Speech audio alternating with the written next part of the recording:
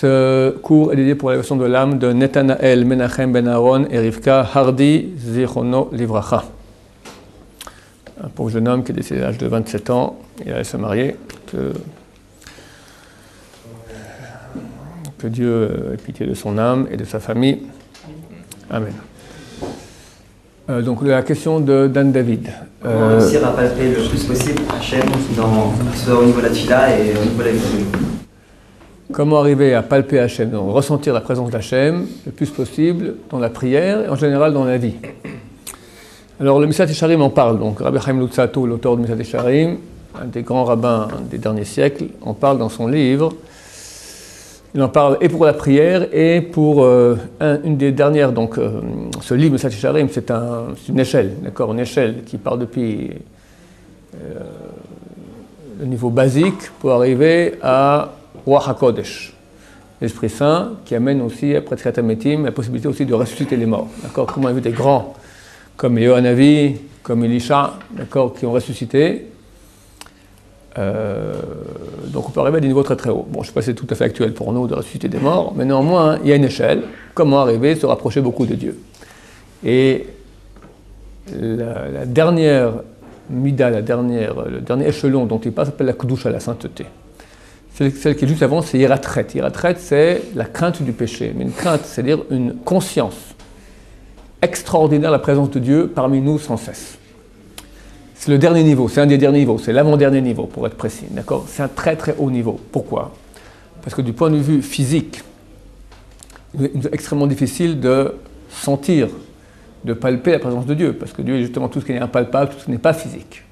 Et nous, bien que lorsqu'on est né, on est encore très branché à là-haut, mais assez rapidement, on s'habitue à notre corps. Remarquez qu'un enfant, dans son berceau, il a 2 mois, 2-3 mois, il reconnaît sa mère. Il ne reconnaît pas ses mains. Il voit des objets qui passent devant lui comme ça. Des fois, il se crispe et il se met à hurler. Et il sent que quelque chose lui fait mal, il se crispe encore plus, je ne sais pas ce qui se passe, d'accord ? Il y a un élément étranger qui vient qui le pince, c'est lui-même. Il ne sait pas que ses mains, c'est lui. Ça lui prend du temps.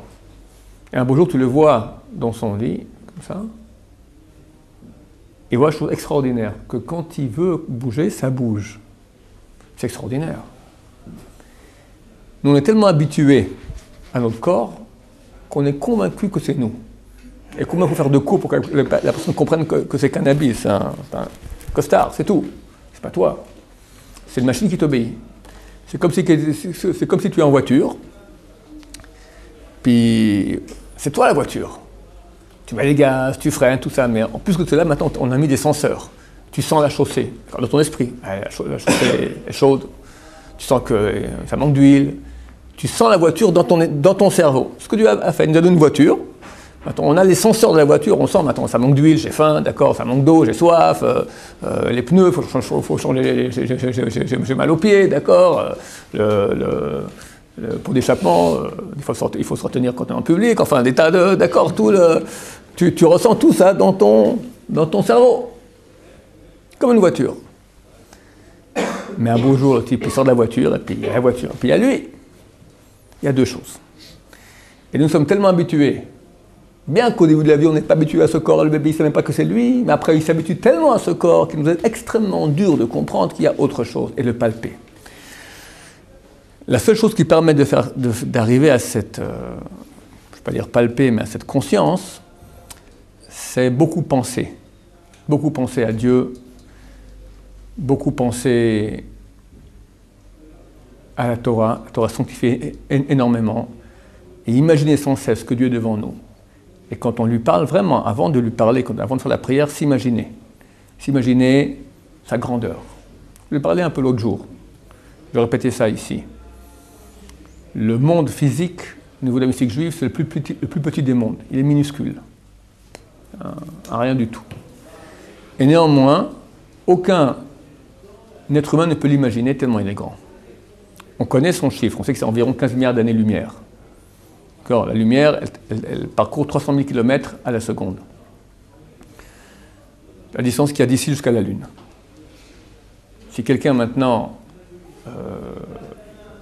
allume une petite ampoule et fait un petit signe lumineux sur la Lune, et moi je le vois au télescope, je verrai 1 seconde après qu'il ait fait cela en vrai.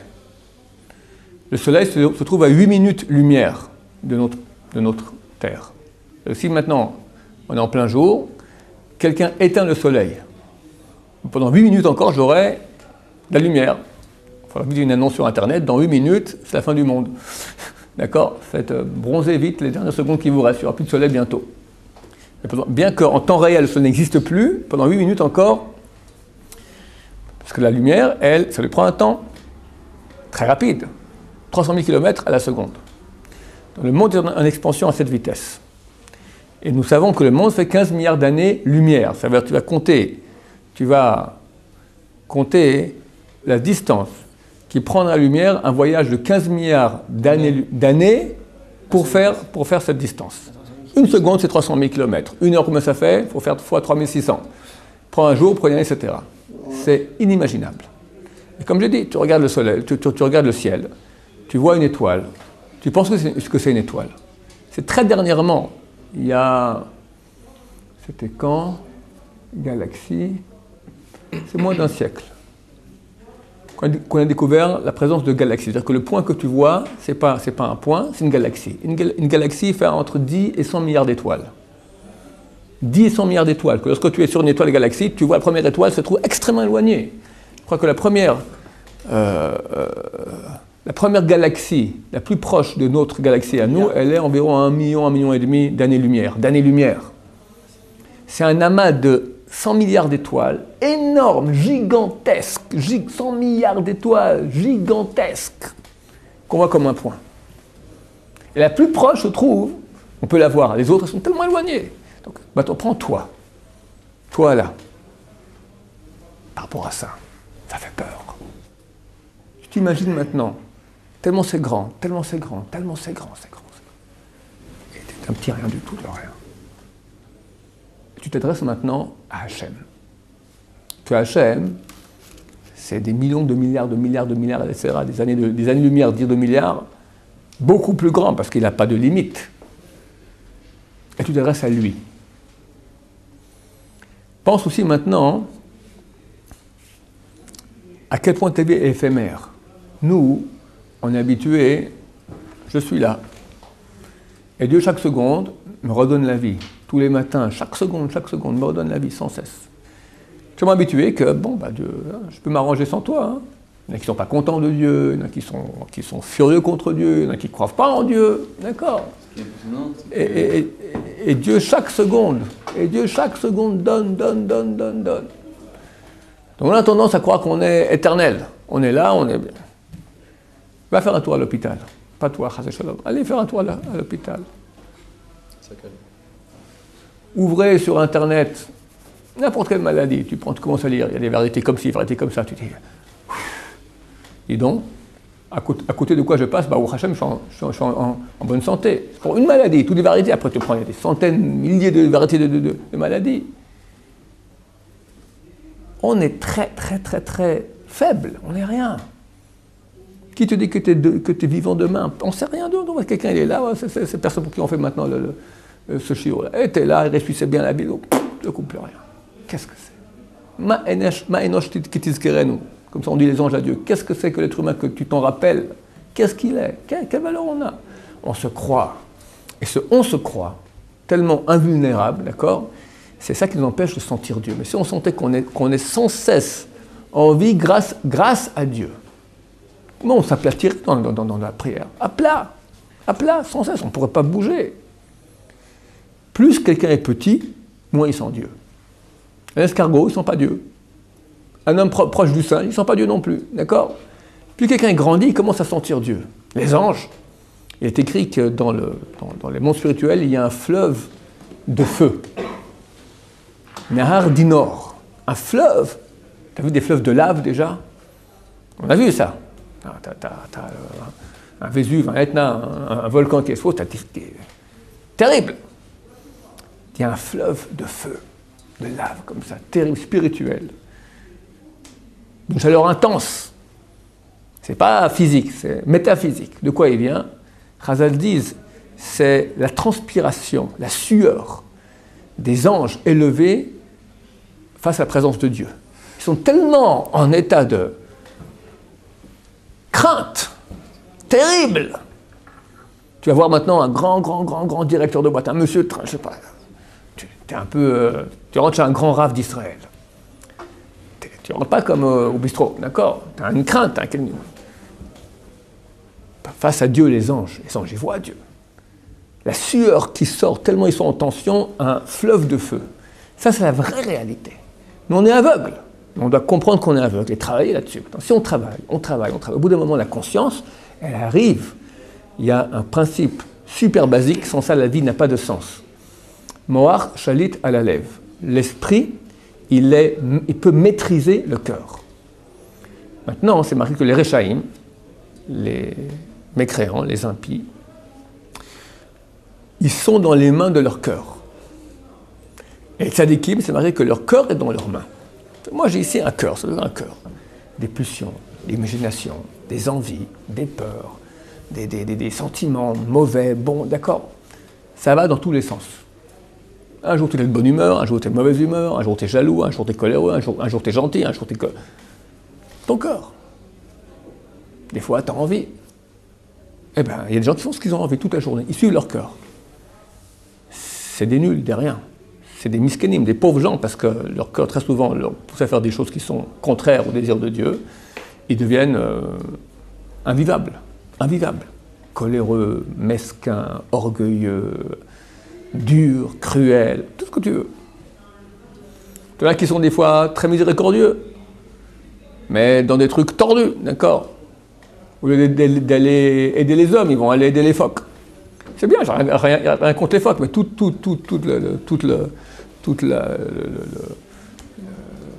l'investissement humain et matériel que tu fais pour les phoques, mets-le pour aider les êtres humains. Donc, ils ont un sentiment de miséricorde, mais mal guidé. Un tzaddik, son cœur est maîtrisé par lui. Lui maîtrise son cœur. Donc, il a un cœur. Mais il sait quand l'ouvrir vers la miséricorde, il sait quand non, il faut être cruel maintenant et pas donner. Il faut savoir qui, quoi, comment. C'est géré par l'esprit. De même aussi dans le cadre de ta question. Mon corps ne sent pas Dieu. Mon corps, c'est un animal. Mais je peux, avec l'esprit, lentement aller l'influencer, qui commence à, oui, percevoir Dieu. Ça, c'est un grand travail. Parce que ta question, elle est haute, je dis, c'est dans le dernier niveau, d'accord? C'est un grand travail. Mais le travail numéro 1 qu'il faut faire, c'est au moment de la prière. Pas rentrer dans la prière comme ça, tu es dans la vie, tu cavales dans la vie, hop, tu rentres dans la prière. Ça, c'est très dur. Parce que tu es dans la vie qui est l'expression de ton corps, de ton cœur, d'accord? Tu es dans la prière qui est une expression à Dieu. C'est très dur de faire le passage. La Gemara dit que les pieux d'antan, ils attendaient 1 heure avant de faire leur prière. C'est des chassidim, il y a des niveaux tzaddik, plus haut c'est chassid. Donc c'était des très grands tzaddikim. Ils ont eu le titre de chassid. Ils ne perdaient pas leur temps pendant 1 heure. Ils ne perdaient pas leur temps pendant 1 heure. Qu'est-ce qu'ils faisaient pendant 1 heure avant la prière? Ils s'imaginaient maintenant, je vais maintenant me mettre en rapport avec Hachem. Tout ce que je suis en train de parler maintenant, le fleuve de sueur de feu qui descend, la grandeur de Dieu, comment je suis petit, comment je peux m'adresser à Hachem, moi qui suis plein de péchés, comment je me suis révolté contre Dieu. Et il me permet de parler. Mais je ne suis pas révolté contre Dieu, je vous ai déjà expliqué que chaque jour, on dit au moins 1000 fois par jour, excusez-moi ce langage terrible, mais c'est la réalité, Dieu dégage. Dieu Bardoué maintenant étudie, j'ai pas envie. Tu t'imagines? Regarde les anges qui sont face à Dieu comme des anges énormes, qui font plusieurs fois le monde. Des monstres de sainteté, de grandeur extraordinaire, qui sont en crainte terrible devant Hachem. T'as un petit moustique tordu qui dit à Hachem, j'ai pas envie. Ce qui mérite comme très rare. Tu m'as fait comme ça aussi, quelque part. Dans ce que vous dites, c'est presque comme si on était... Et c'est à cause de toi. Hatsouf, insolent, Hatsouf, azpanim. Aspanim en hébreu, c'est. Dans la prière, on dit Bosh el panim le ganen, aspanim le gehenam. Celui qui est timide, alors il va au paradis, et celui qui est aspanim, qui est insolent, il va en enfer. Donc, quand on trouve une histoire de Tzadikim, le Chavetz Chaim, dans sa yeshiva à Radin, un jour le mashgiach, donc le responsable spirituel, vient voir et dit j'ai 2 élèves à problème. Je pense qu'il y a un des 2 qu'il faut mettre dehors. Un, c'est un fainéant, il ne fait rien du tout. Il glandoue toute la journée. Je crois que ça ne sert à rien de le garder. Il y en a un autre, lui, Baruch Hashem, étudie comme il faut, c'est une super bombe en Torah, mais il est hatsouf, il est insolent. Je crois qu'il a besoin d'une bonne d'une discussion du Rosh Yeshiva, comme ça qu'il le mette bien en place. Le Chavetz Chaim lui a dit, je suis entièrement pas d'accord, c'est exactement le contraire. Celui qui est fainéant, alors lui a besoin d'une bonne discussion et on va le remettre sur lui. Celui qui est insolent, comment je peux le garder à la Yeshiva? Chazal, on dit insolent, il va en enfer, il n'a pas place à être ici, dehors. C'est un très bon élève, insolent. Parce que c'est contraire au sens même de la vie. Toute la Torah nous dit, quand on dit Hashem Echad, Shema Yisrael Hashem Lekol Hashem Echad, on dit quoi? C'est quoi? Il est un. Il est maître de tout, maître de tout. Et nous, dans notre petitesse orgueilleuse, d'accord, on se prend pour des dieux. Et on dit, laisse-moi tranquille. Laisse-moi tranquille. J'ai pas envie. T'as compris? J'ai pas envie. J'irai en enfer. Des gens disent je préfère aller en enfer, plutôt je suis trop fatigué, tant pis. C'est pas discussion, c'est pas l'enfer au paradis. C'est pas ça. À qui tu t'adresses? À qui tu t'adresses? Et tu as permis de lui parler. Tu te permets comme ça de Chassad Shalom, d'amener pensées. Et un travail énorme. On nous baigne dans cet esprit de révolte contre Dieu, d'accord?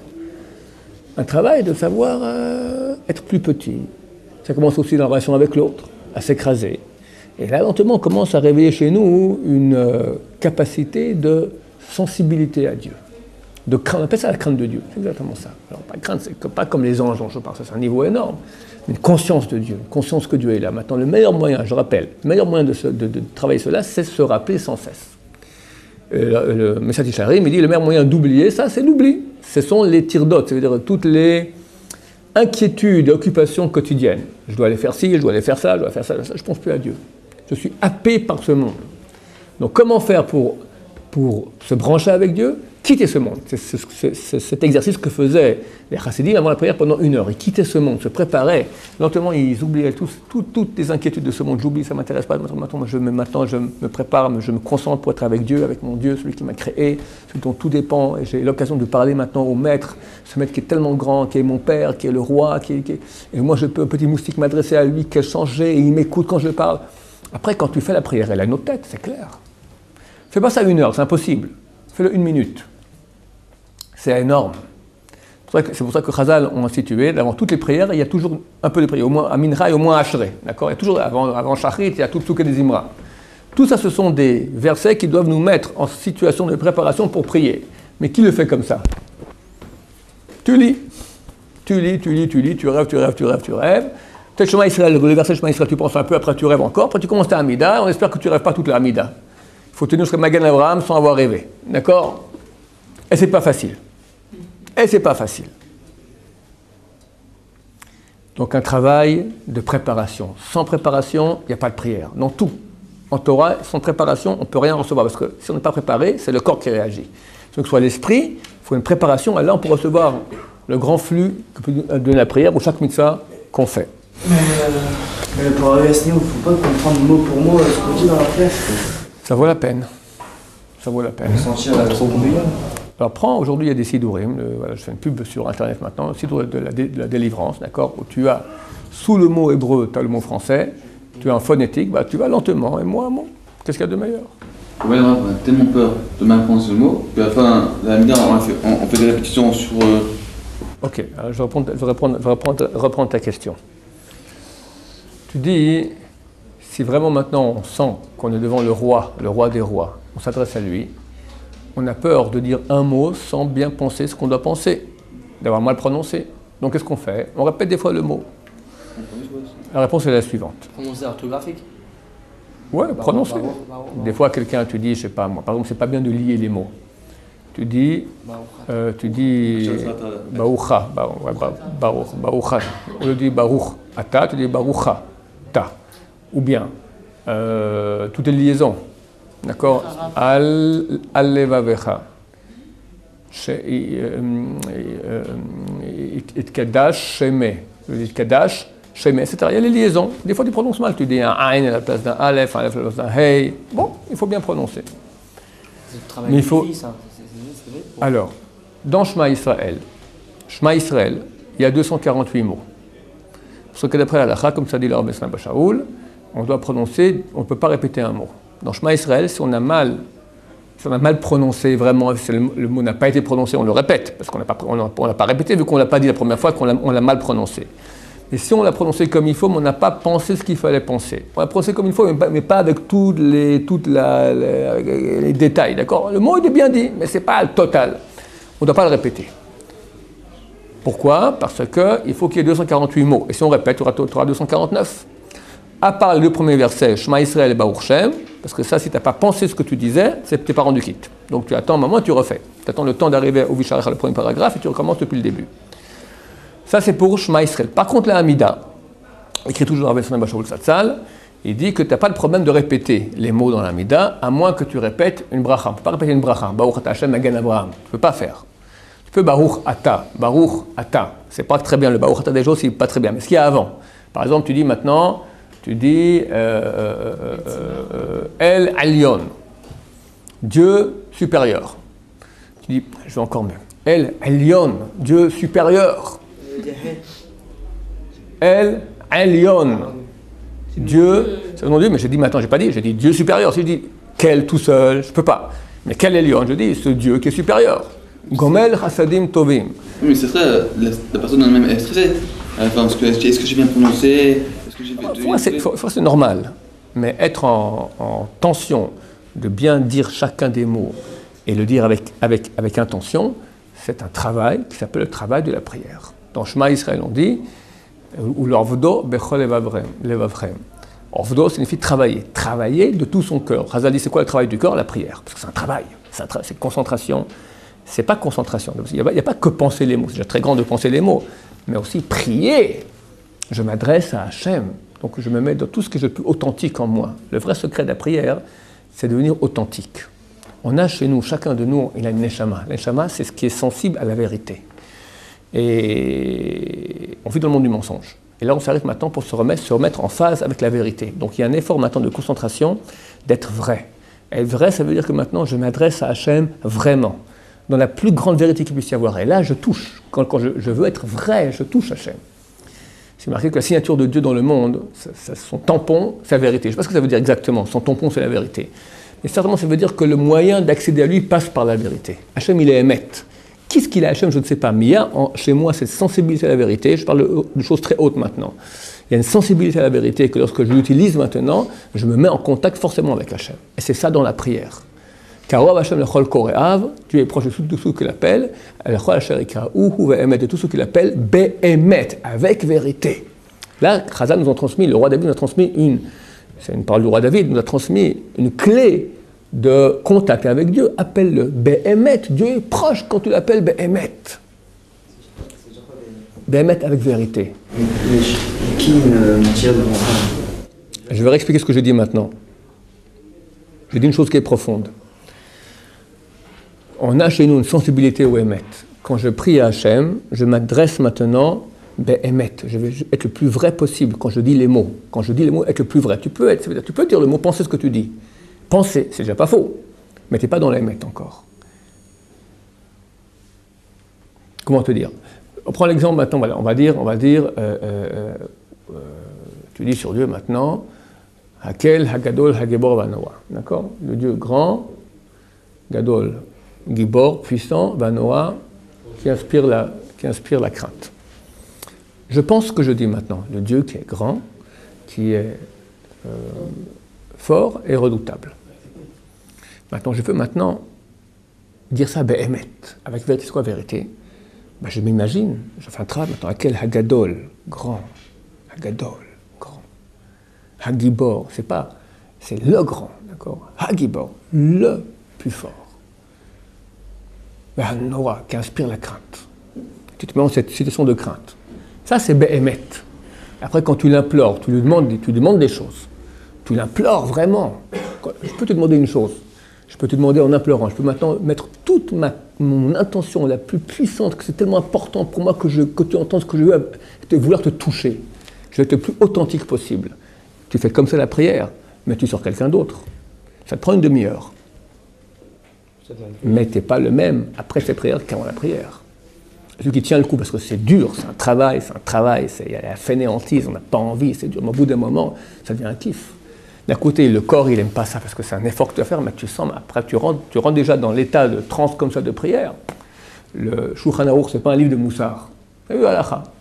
Il écrit, c'est extraordinaire, vous verrez ça, c'est dans le chapitre 98, en Gematria valeur numérique, c'est le chapitre Tsar. Tsar signifie pur, d'accord? Là-bas, il parle de la pureté de la prière.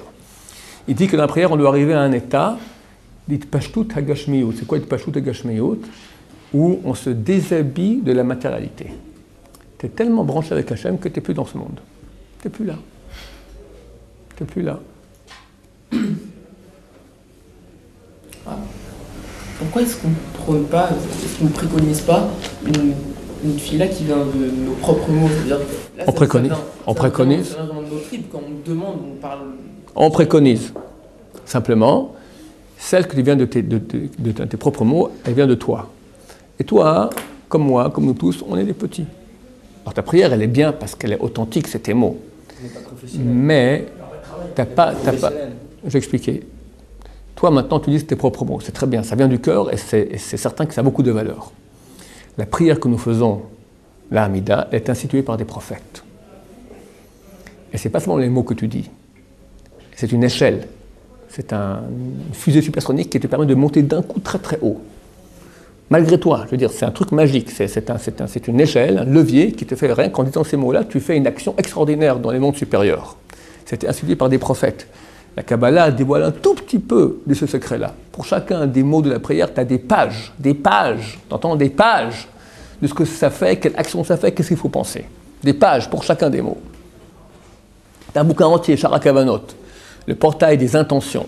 Le Rabbeinu Hari, on peut dire que, je ne connais pas très bien ce livre-là, mais j'imagine que 3/4 ne parlent que de la Hamida.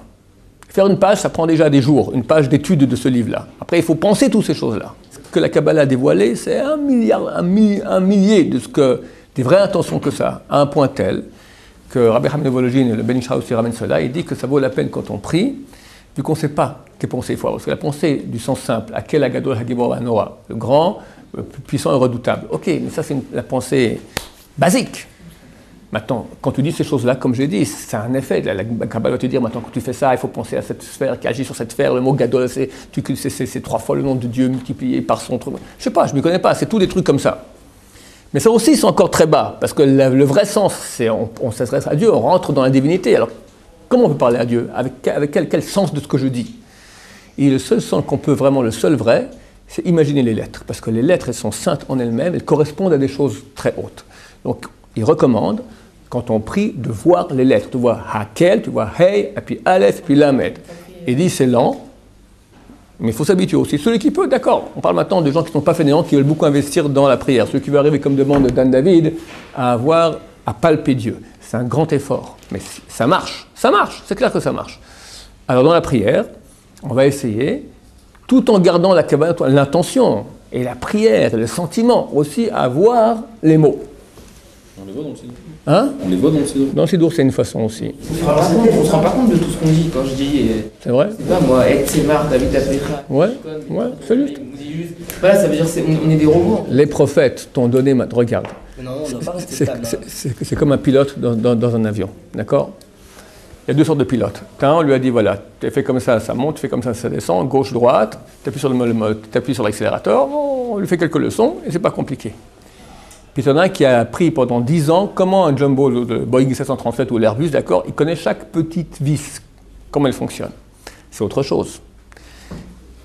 Chazal, les prophètes d'Israël, ont mis entre nos mains un Boeing, d'accord, une fusée interstellaire qui peut accéder jusqu'à Dieu. Et t'ont dit, tu fais ce que je te dit, maintenant tu mets les pieds joints, tu penses que tu vas dire ces mots-là, ça marche. tu voles, tu envoles. Ça vole, c'est très bien, extraordinaire. Donc, il est clair que celui qui saura maintenant exactement, je passe maintenant de l'atmosphère dans la stratosphère, maintenant je suis là, je suis tac, il saisit tout ce qui se passe autour, il sait ce qu'il fait, ça a plus d'impact que celui qui pilote comme ça bêtement. Les deux font leur prière, les deux c'est valable. Celui qui est au courant du comment et du pourquoi, il aura plus d'impact que celui qui n'est pas au courant du comment et du pourquoi. Mais nous qui ne sommes pas au courant du comment et du pourquoi, on a deux choses à faire. Premièrement, on va mettre beaucoup de cœur et bien prononcer les mots avec intention. Deuxième chose, on va essayer de voir les mots, parce que les lettres en elles-mêmes, c'est elles qui agissent. Donc quand tu vois les mots, tu agis. Et dans 40 ans, celui qui sera saint, pur et grand Torah pourra aussi aller commencer la Kabbalah et commencer aussi à faire ce qu'on appelle les Kabbalot, à prier avec des intentions kabbalistiques. Oui. Il n'y a pas un risque d'imaginer des choses qu'on dit grand, puissant et qu'on se concentre tellement. Parce que quand on dit on prie, on doit avoir conscience d'être en face de Dieu. Mais au bout d'un moment, on va arriver à avoir des images, c'est obligatoire. Il faut les faire partir, c'est normal. Quand on dit grand, puissant, grand, on s'imagine tous quelque chose de grand, qu'on va penser aux anges, comme vous avez dit et tout. C'est pas interdit, c'est pas interdit. Tu n'es pas une image de Dieu, une image de grand. Oui, mais de grand, on va forcément, dès qu'on dit grand, on s'imagine quelqu'un de Tu vois quoi? Tu vois quelqu'un de grand? On va imaginer même quelque chose de grand, puissant, on va imaginer de la force. On fait un travail comment on peut. C'est pas mieux d'aller plus vite. C'est mieux de pas prier. Comme ça, tu vas. C'est quoi aller plus vite? C'est quoi aller plus vite? Tu peux, avec pas beaucoup d'efforts, comprendre que quand tu dis grand, tu parles d'une chose qui est grande, mais tu n'as pas d'image à cela. Il faut arriver à distancer la raison et l'image. C'est vrai, il ne faut pas d'image. Si j'imagine juste le Yudke Vavke pendant que je prie. Excellent. Ah ouais? Toute la prière? Non, mais il faut aussi que tu penses ce que tu dis. Oui, non, c'est bon. Ouais, mais tu es en face du Yudke Vavke, c'est très très bien. C'est très bien.